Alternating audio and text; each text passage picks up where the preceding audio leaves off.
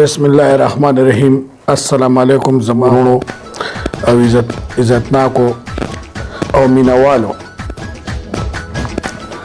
نن په دې ملک دا یو چرچا ده چې عمران خان څه وکړل.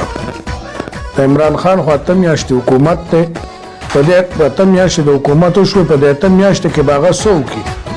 د نون لیگ او پیپل پارټۍ دې پارټو چې کوم دی په اویا کاله کې د ملک له څه وکړل چې دې په اتو میاشتو کې د عمران خان نه غواړي. عمران خان یو ډېر ایماندار سړی دی او د ده چې کوم دی نو د قوم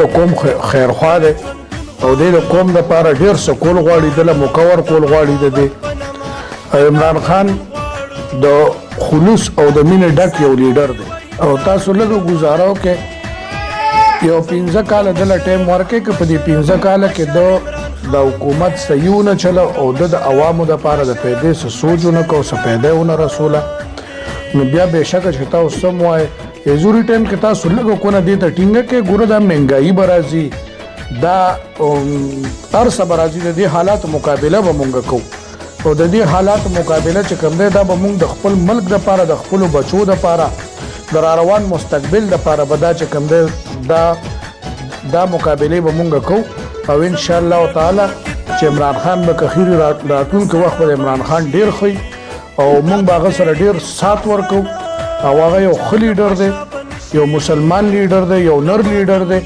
او د نوجوانانو چې کوم دی نو د زړه د پسند لیډر دی.